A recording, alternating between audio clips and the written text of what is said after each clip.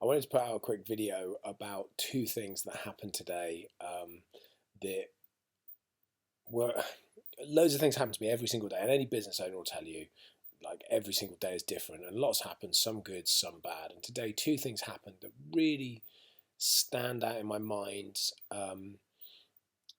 It's just big things that kind of happen. So I'm going to do them in two pieces because they are completely separate, but they just happen to happen on the same day. So that's the only thing really. So first of all, I was prepping the new educational space with Gary, with Hoochie G. So with Gary, who we work with, who's a great guy, really good.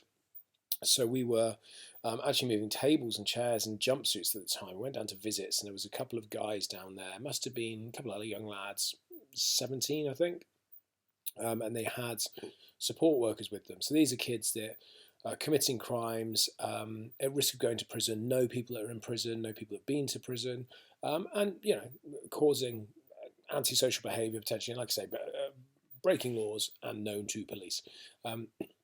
So they were in there, so we started chatting to these guys, and they were initially they had a fair bit of bravado, I would say, and they came across as, I'll be fine in prison and all the expectations that you get from young lads, which is perfectly normal. And I was no different when I was 17. If anyone knows me, I was worse than that, I promise you. And it was really interesting speaking to them and talking to them about the realities of jail and what it's like. And we spent probably about 15 minutes. I won't go into the full conversation because there was lots of things we talked about, and I told them about certain things that happened to me, or that had happened to me, and things that I'd seen and been involved in when I was younger, and certainly when I was their age, that allowed me to see it from a different perspective. And just before we separated, we went back to work and they went back on the tour. Their support workers were kind of like, what advice type of stuff would you give? And I said to the guys, look, if there's one piece of advice I can give you, it's this. I won't tell you to change who you are and what you do and necessarily how you behave. And I think that quite strongly because I know when I was younger, if people had tried to get me to change, I wouldn't have listened. I just didn't listen. It wasn't my way. So it's kind of almost a waste of breath. And certainly it's just going to fall on deaf ears. And actually, I think it turns people off if you try and change them. So I didn't do that. So I took the approach of, guys, I'm not going to tell you to change anything you do in your life at all. That's not what I'm going to do.